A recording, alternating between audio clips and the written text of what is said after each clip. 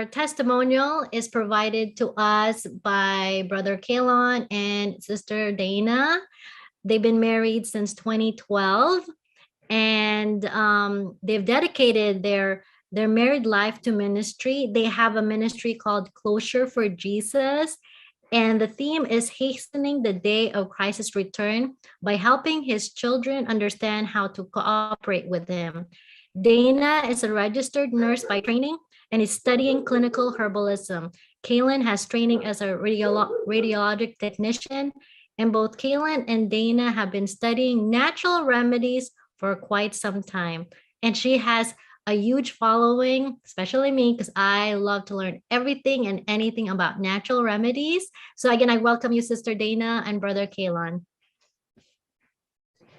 Thank you. It's a privilege to be here. And Sharon, I have to tell you that every time that I meet people in person, they tell me, "You're so little." You feel my pain then. Oh, I get that too. And were you going to say something? It could be worse. When I meet people, they say, "Oh, you're Dana's husband." Okay. Well, just so that you know, my name is actually pronounced Dana. There's two N's. Oh, And yeah, that's all right. I was supposed to be Daniel Jr., but that didn't happen. So I'm Dana instead. So I'm going to share my screen and here. Okay. And before we get going, I'm just going to maybe ask my husband here to say just another quick prayer if y'all don't mind. Was going to get the dad man to put in front of that area so everybody have their own parking space. I think maybe we need to mute. Oh, sorry. She did talk about that. Okay, there you go.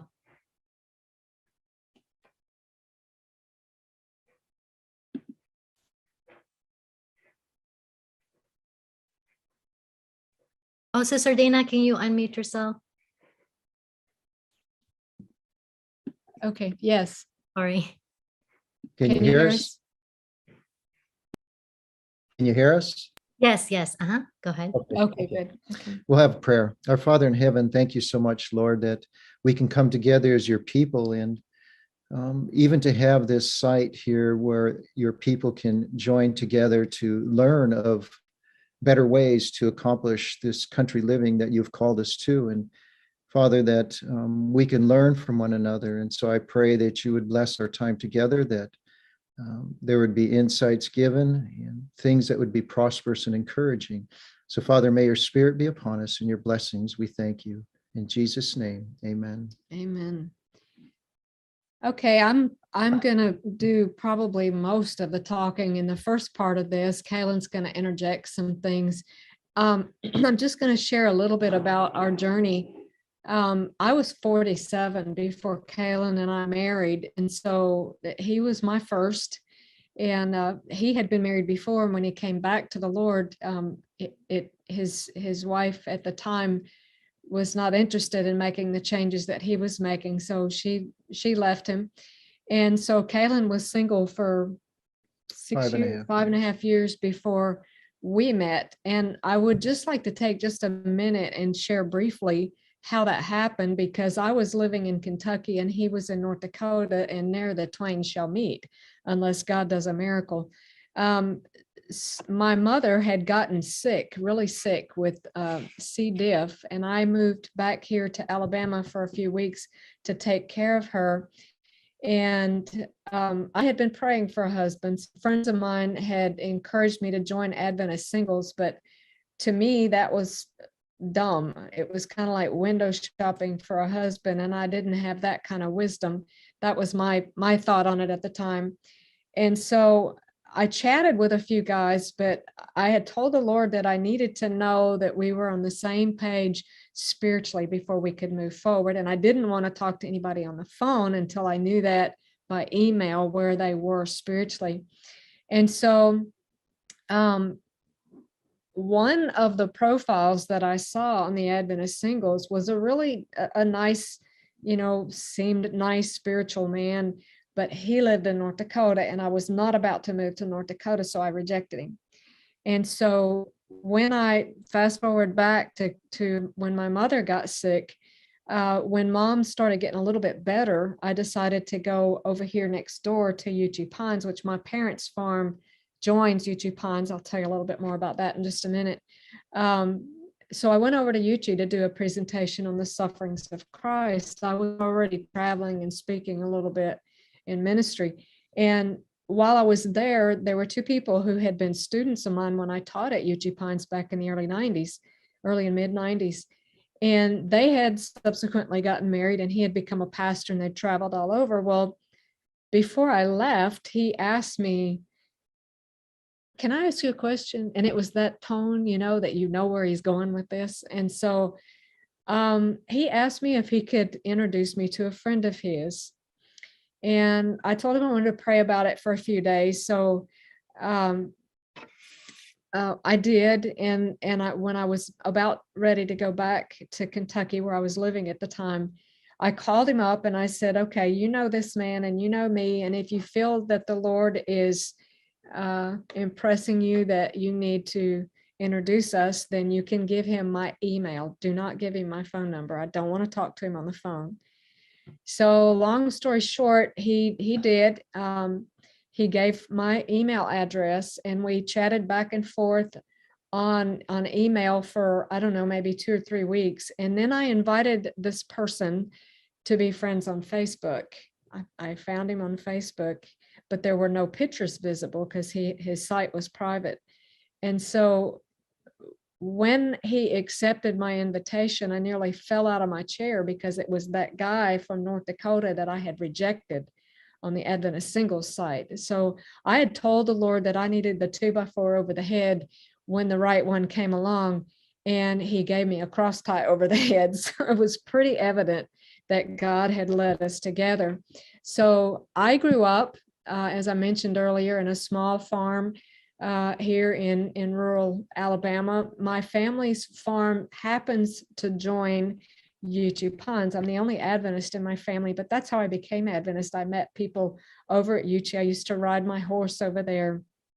Sometimes on Friday or Sabbath evening, I would run through the woods and I would stand on the lawn at Anamoti, the old lifestyle center, and listen to the scripture songs. And it so moved me to hear the word of God put to song like that. They didn't know I was out there, but that had a profound impact on me. And there's, I'm just going to kind of cut to the chase on that story, but living simply was just a way of life for me. I mean, everybody had a garden, everybody canned, everybody knew how to do stuff. I mean, I grew up driving tractors and breaking horses and just doing stuff. And so it was very normal to me. City life was foreign to me. And my husband grew up on the prairie in North Dakota. He grew up in Goodrich, North Dakota, right smack in the middle of the state. He worked on farms during the summer, and he moved to the city when he grew up. We united our lives September 28, 2012. And we actually, let me back up here. We had, let's see, we met in February, we married in September. We spent a grand total of 8 days together. I don't recommend that, but that's the way that the Lord led us. It made no sense to me. And this is when God started not making sense to me, but it was evident. I knew that this was God's leading. There were so many answered prayers. And so we, during our wedding ceremony, I actually had people tell me after the wedding that was the most spiritual ceremony that they had ever been to. And I was so happy to hear that, because that was my goal. My heart's desire for uniting my life with Kaylin was that it would make me better equipped for ministry, and it has, and that we would be faithful to work to hasten the Lord's return.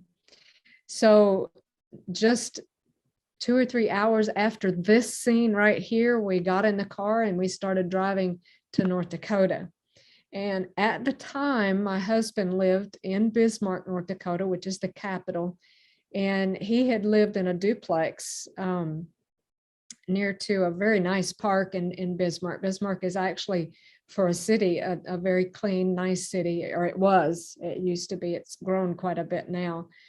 And so we lived for 3 months in this duplex, but I drew the line in the sand during our courtship, and I told my husband, I am not going to live in the city. You're going to have to find us something in the country. And this was during the oil boom in North Dakota. So properties were just being snatched up like crazy. So I want my husband to tell just a little bit of how the Lord actually dropped a country property out of the sky, literally, in his lap. So if you want to kind of share a little bit how that happened. Well, for me, I had never heard of this thing as country living. I had spent 24 years as a prodigal son. I was raised in the church, but at 18, I left because I didn't really care about God, and I didn't live a very good life. And so when I came back to the Lord, I was starting from scratch. And so country living to me, I thought, well, what's the big deal? Bismarck's not that big a city. It's a very nice city. But I thought, well, if that's what she wants. And I was working for a company where I had over 200 customers, and I would get phone calls quite a bit during the day. And so some of them, if I didn't know who they were, I wouldn't answer them. And so I started my journey on looking for country property. Just to rent. We were just looking for something to rent. Right, just to rent. And so we looked in different places, Bizman Online, different realty places. And I kept getting, during this time, I kept getting a phone call from this number over and over again. And they would never leave a message, and it frustrated me. And so a month and a half went by, and I thought, well, finally, I'm going to answer this phone call. I'm going to see who this person is. So I answered it, and they said, yeah, this is so-and-so. I've got that property for rent out in the country you were looking for. And I thought, okay, I don't know who you are. I don't ever remember contacting them. And so I said, sure. Can I come out and look at it? And he said, yeah. So I went out there to look at it. Very, very beautiful area. My wife comes from where there's a lot of hills and trees, and North Dakota is pretty flat and not many trees, but this area was near the Missouri River, had a fair amount of trees for North Dakota and some hills. So I thought, wow, this is pretty nice. So I went out and I said, how did you get my number? And do you remember how he got my number? No. I don't either. I don't know how he got my number, but anyway, I ended up out there. So I know this was a God thing. And so we had talked to him, and he said, well, where are you at now? Well, at that time, we'll get to this, but we were in a trailer court, or at the, we're at the trailer court. No. How did we come up with the rent? Anyways, he was asking, we were thinking of going to a trailer court. That's what it was. Because we wanted out of that townhouse. Was that it? Yes. Yeah. But anyway, court gave me cold that's where my chills. mentality was. But anyway, he asked what you would pay for a lot rent at a trailer court. So I told him at that time, I think it was $250. And he said, well, if you come out here and stay, let's just make it $200. I thought, well, that's pretty reasonable. So anyway, he added, after he said that, this was a 200-acre working cattle farm with horses and the whole shebang. And after he said that $200, he said, and if you help me, I won't charge you. Yeah. So we'll just take it up on your next screen. Okay. So Kaylin and I, we were dumbfounded. I mean, this just literally dropped in our lap, and everyone had told him, you will never find anything. I mean, the market was just completely saturated with buyers. And so, but this was very clearly God's leading. And so we actually bought this double wide. It was a very nice 4-bedroom, 2-bathroom, large double wide. We got it for a pretty nice price. And this is when it was being set up in December of 2012, and it was so cold. but it's not always cold in North Dakota. It does warm up sometimes. And this, my husband traveled a lot the first couple years of our marriage. And so this was our backyard. And if you don't know anything about North Dakota, and probably South Dakota too, the topsoil is like 6 feet deep. And then on top of that, there was a barn next door, and there was a front end loader, a tractor with a bucket on the front. And my husband brought down all of this composted manure and put on top of the garden, and we were able to till that in. His father gave us a walk behind tiller to use in the garden, and you can see the results. I mean, it was amazing, absolutely amazing. And go ahead. When people would come out to visit us, their first stop would be to the garden. They headed straight for the garden. And I gardened it in such a way because I grew up gardening. I raised the beds up so that they would warm up sooner. And I had beets before anybody did. It was so wonderful. I just loved it. And then, of course, there were horses here on the farm too. And this was one of the young colts that they had. And this was the first time we called this little guy Blue. This was the first time he ever had a saddle on him. And because we had gained the trust of these horses, he just stood right there. He didn't flinch. Let me put the saddle on. I love that guy right there. Okay. And then we were there for 2 years and working and doing Bible studies and ministry stuff the whole time we were there. And then my greatest nightmare happened. We were actually out of town when we got a phone call from the landlord, and we had cleaned all this up, this whole lot where it was a mess. It was an old farmstead, and there was junk everywhere, and the trees had not been cared for, and they needed to be trimmed up. And so I just was like a pig in mud, having a blast, cleaning this place up and gardening. And I just felt right at home. And it was such a blessing to me because Kalen was gone so much with his work. And so, being there was just a huge help for me, being away from everyone that I knew. And the winters were so harsh. And, to have this for the summer was a big blessing. But we got a call from the landlord, and he admired our work over there on that side so much that he gave us 6 months to move. He wanted to build a house where our mobile home was sitting. And I was devastated, but, I guess, well, okay, this is what's going to happen. So we tried to sell our mobile home. The oil boom was still pretty much going on. It was beginning to taper off when we put our trailer on the market, but nobody would buy it. And so we had to pick this trailer up at the cost of $17,000. They wouldn't split it to move it. They picked the whole thing up like a house and moved it into a mobile home park. And I cried literally for days, probably a week. I cried and I cried and I cried. We lived there almost for a year. And thankfully, though, this was kind of on the edge of town, and we could drive just a little bit, maybe 4 miles or so, and kind of be out in the country where we could walk and just, I started learning more and more about wild edibles while we were here. And then the mobile home finally sold. And a friend of ours had just lost her husband, and she was out of town, and she asked us to house sit. So they had a little 2-acre estate just north of Bismarck, and we were able to stay there. And that was very nice because it was surrounded by trees. They had a garden. So that was kind of a little time that I could kind of air out a little bit from having lived in the mobile home park. And then the Lord opened the door for us to move down to Kentucky. I had asked my husband if we could move back home to Kentucky, and he agreed. And I had to rent a house sight unseen that would accept. We for a while we raised border collies, and we had these 2 little puppies. So we needed a place that had a yard that was fenced for our little puppies, and that would would accept us, with a rent that we could afford. Well, this place was unbelievable.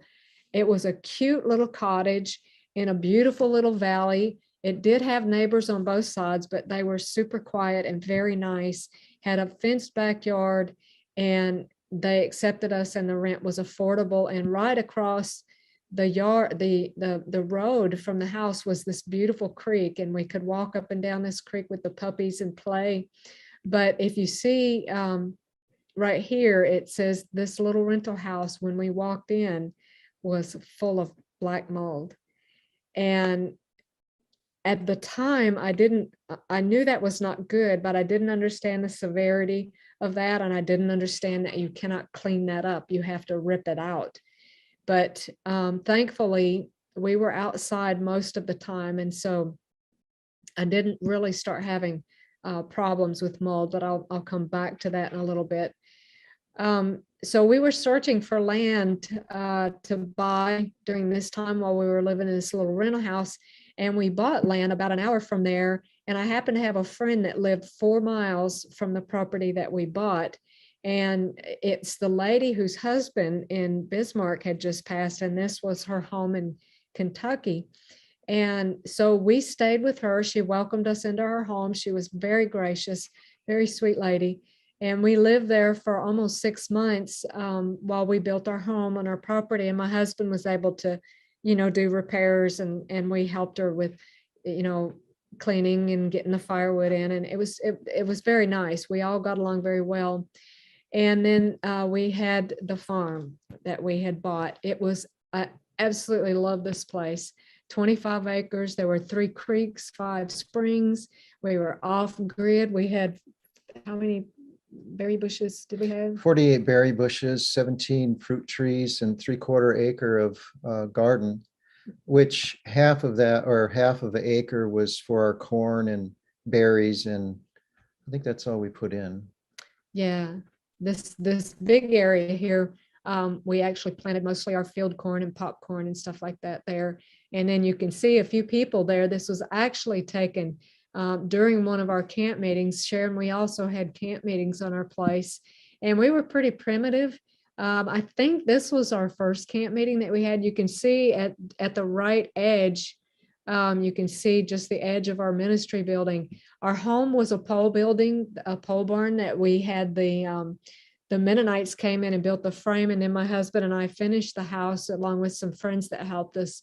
And then we did the same thing for the ministry building, although it was 20 feet, I think 20 feet longer. Mhm. And we had I think it's still on the YouTube channel, a video where all of our friends came and helped. That was such a great day. At any rate, we had all kind of camp meetings, and here's another aerial of one of our camp meetings. We had classes for homeschoolers. They would bring their kids, and we would teach them, gardening and wild edibles and stuff. We had classes on survival and country living. We had Bible studies out there. We were set up pretty primitive. This was our outdoor shower and kitchen. We had an IBC tank mounted up. I don't know, that was probably about 10 feet up. About that. Yeah. And we had enclosed underneath here, and there were 2 showers, and the tank would heat up by solar. We painted it black. This was at the beginning here, but we had painted it black, and it would get tepid, and on a hot summer day, it was pleasant. And this was our kitchen area. We had also built a vault toilet. We just had it pumped out by one of those companies that does that after the camp meeting. So then I got sick. This is my hand after one of my hand surgeries. The first thing that happened was in August of 2018. My cat scratched me. And if you haven't heard that story, I ended up with tetanus. And I was on oxygen for about 2 months trying to recover. The Clostridium tetani damaged my intercostal muscles, and I couldn't expand my chest wall. Then in January, ticks are active in the winter down south. I got Rocky Mountain spotted fever, and that made me quite ill. And we just found out about a week and a half ago that this has been active since then and has been causing me a lot of headaches in many ways. And then I ruined my hands. I'm a confessed workaholic. I love to work. I love to accomplish things. And I have had a total of 5 hand surgeries. So the farm became very difficult for us to keep up, but we struggled ahead for quite a while and tried to maintain it. But the Lord made it very clear that we were to sell the farm, and I was heartbroken. We had built this house together, finished the inside and stuff. Were you going to say something? Well, I'm just going to share a bit, the place, we really enjoyed it for sure. And we learned a lot. I had no carpentry skills before, but did some studying and would help friends doing that as well. But we can get to more of that later. But the one thing I wanted to say was those who are not in the country and are looking for a country property, we did look back at, this property, and you've seen the hand surgeries. It was wearing me out too, because we did have camp meetings and we had young children there as well. And we had 3 creeks. And so we wanted to keep everything neat, tidy, clean. We just wanted to have a nice appearance for the neighborhood so that people would drive by, that they would see something different and something special. And we wanted to keep snakes out. You didn't want children bit or ticks. You have to keep all that stuff down. And, just for example, it was 16 hours of weed eating in 1 week to keep the creek beds down and the fence lines and everything. And we planted 125 trees on the property. But it really, as we look back at it, as much as we loved it, we learned that we need to take advice. And so we went back to the Country Living book to read it more closely. And one thing I'll say now, and we'll save the rest for later, is that we found out that you are to have a country home with a bit of grassy lawn. We had 6 acres to keep up with the ministry building and ours, and 3/4 acre garden. And it really was too much for just the 2 of us. Yeah, there was a field back behind the house on the other side of the big creek that thankfully the neighbor mowed it for hay. So that was a blessing. But we listed the farm. We priced it actually a little high for our area. But with everything on the farm, it was worth that, but nothing was selling at that time. This was 2018. And go ahead. But even with that, we wanted to make sure that this was of God. And so we Right. did ask for a high price, and we said, we're not going to settle unless we get the price we want. Then we will know it is from God. Right. And you can see here how productive the garden was. I'm a little over 5 feet, 5 feet 1 1/2 inches to be exact.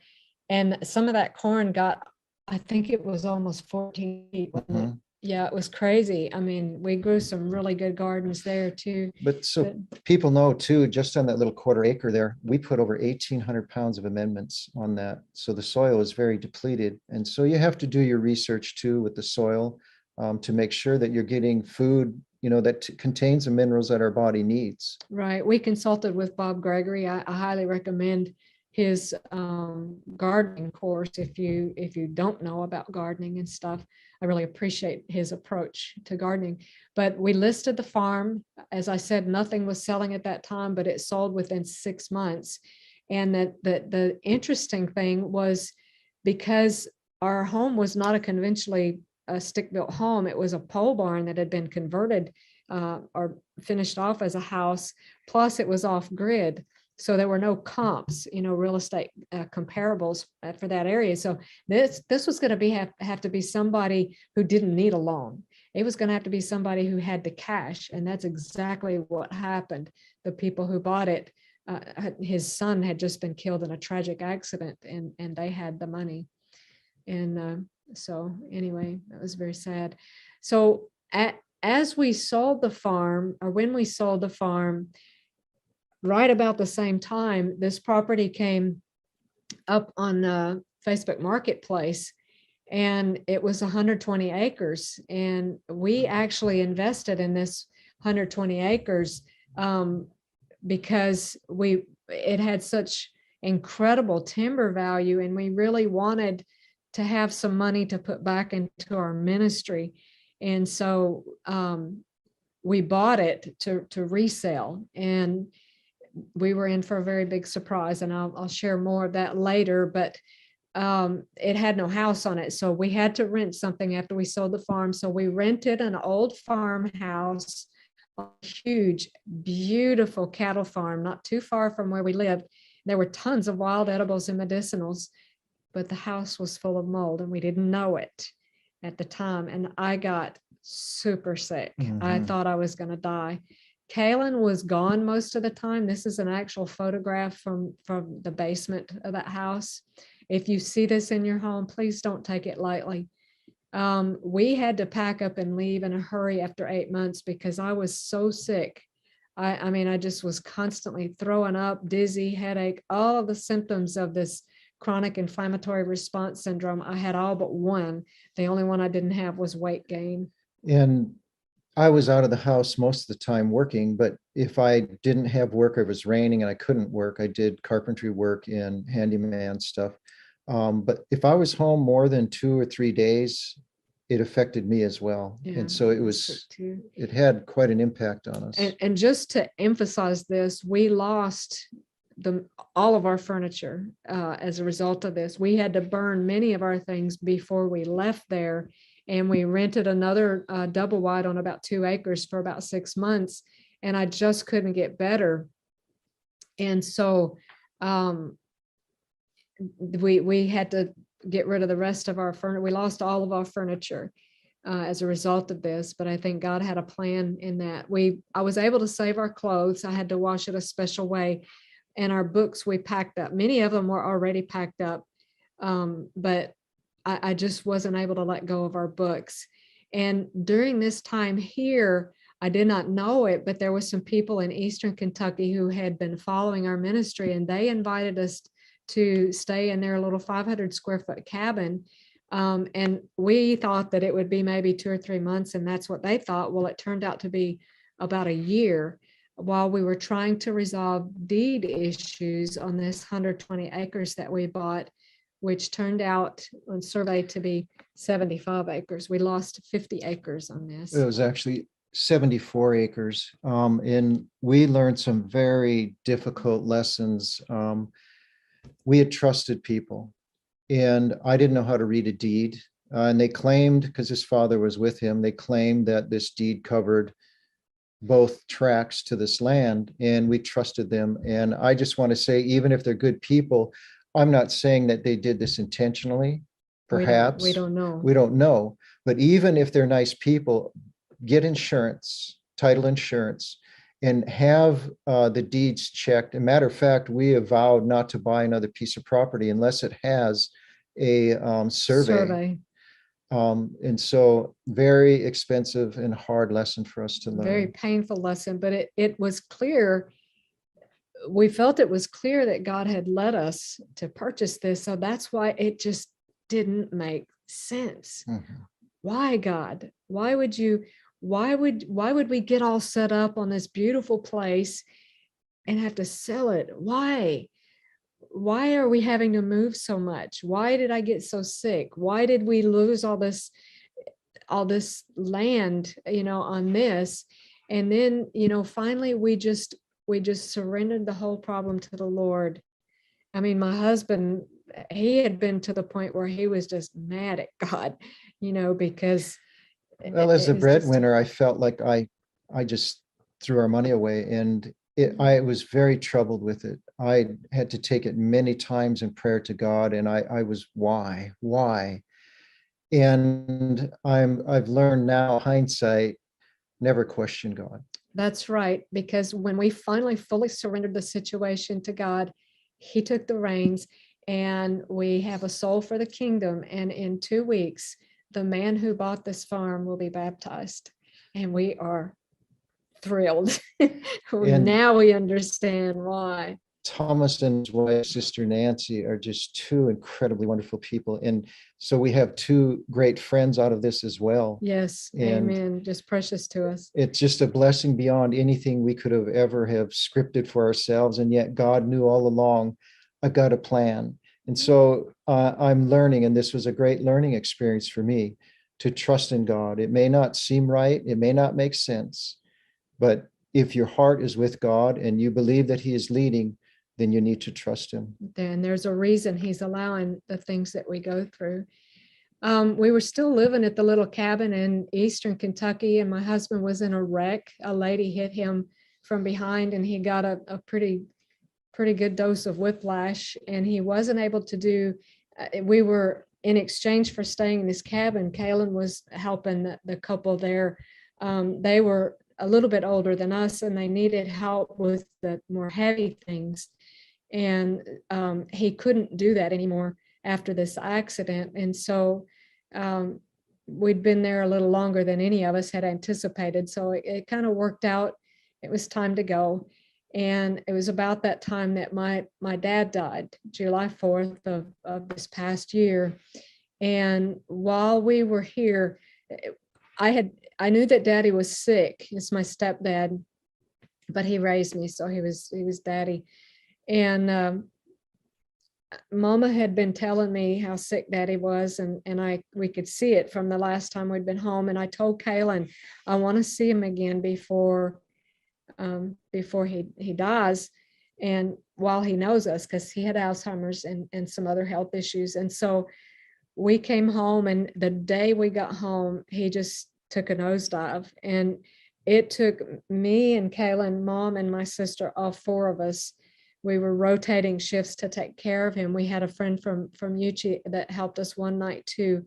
But at any rate, while Daddy was sick and dying, Kaylin and I went to our room and we laid down, and he looked over at me and he said, "We have to come help your mom," because Daddy hadn't been able to do anything here on the farm for years. And Mama had been trying to be the cook, the livestock manager, the errand runner, the everything. She was doing everything, mowing the lawn, everything. And it was just, too much. And so we moved down here to the farm. We believe that it's our duty to honor and help our parents. And so this is currently where we are, and we have no idea how long we'll be here.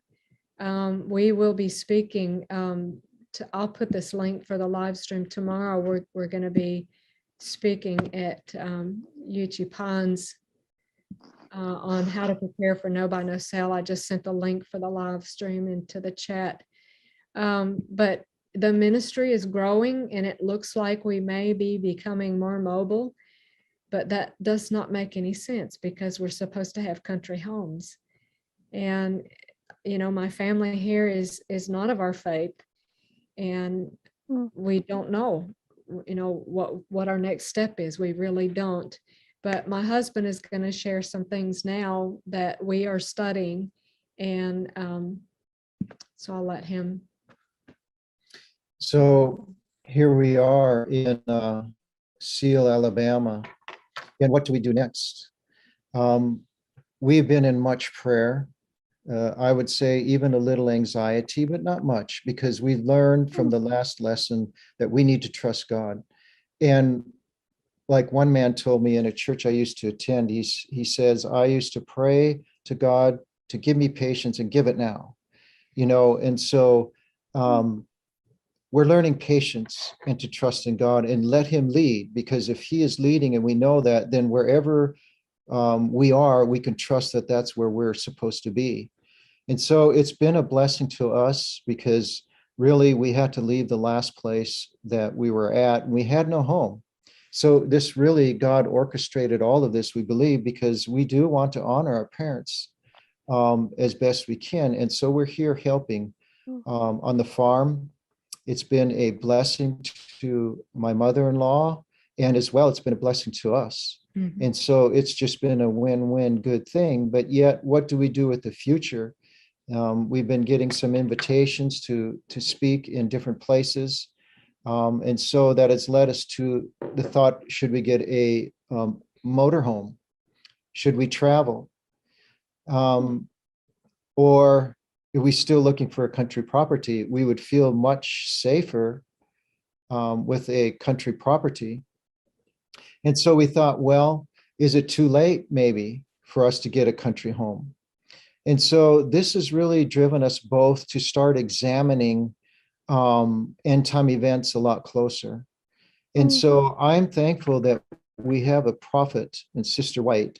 And so we've been reading last day events, early writings, different places, and especially the book Country Living, to see what is it that we're missing, if anything. And really, we want to be better prepared for our next move, which we don't know what that is. And so while we're here, we're doing all that we can to learn what we can, finding ways that we can still grow and develop. And I told you too that I was a city boy, so a lot of this stuff I'm still learning. We did a camping trip just a couple weeks ago. We plan to do another one. And we think that these things would be good skills if we shouldn't have a country home in the future. We just really don't know, but we're trying to learn all that we can, trying to be a blessing as much as we can, how we can with the ministry, reaching out to others. So, you know, what we're learning, I'm going to share just a little bit, but not too much, because that's what our presentation is going to be about tomorrow night. I have to brag on my husband just a little bit, y'all. I'm sorry. He said that he didn't have any carpentry skills, but he's got a gift for that, because it amazes me what he has learned and been able to do in such a short time. I mean, he's done remodeling and flooring and all kinds of things. And, you know, I just want to encourage you, if you have no experience, how did you learn, honey?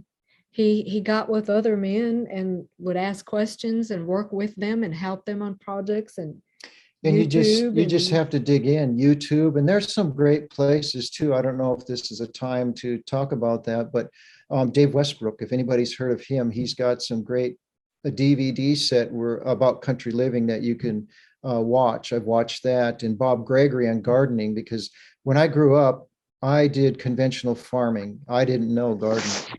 And so I had to learn gardening. Nick Meisner, he was great for a solar system. And so I learned a lot of these things through other Seventh-day Adventists. So I think this Slack program, Sister Sharon, that you have is a great idea, because we've talked to other people who are thinking, how can we network these people to come together? Because there's some people who have the means and the others that don't, but they have the physical abilities. Could you match them up? Could you pair them up so that you could make this work?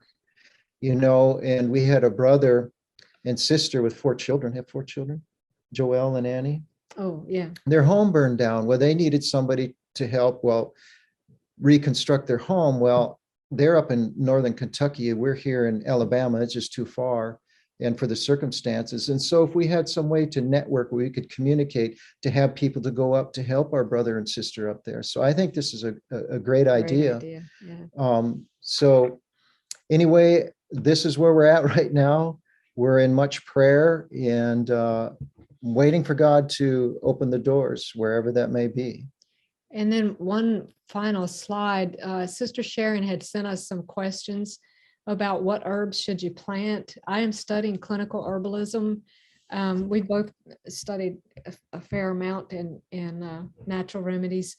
These are some that I would recommend that are just good for a lot of different things, and they grow. You can grow these most places. You know, I could share with you all kind of exotic stuff, but you may not be able to grow it in your area. But these plants will grow almost anywhere. Yarrow is such a wonderful plant. It's a beautiful plant. Comfrey, where I'm going to talk about these more tomorrow. Cayenne, if most of you probably know, you can stop a heart attack or a stroke with that. Echinacea is good for the immune system. It's anti-inflammatory, anti-anxiety. But another thing that I would like to share with you about echinacea is it's good for snake bite, because it's I'll talk about that more tomorrow, but at any rate, I have that. I talked about all of these herbs on a video that we just did on making tinctures and salves and stuff.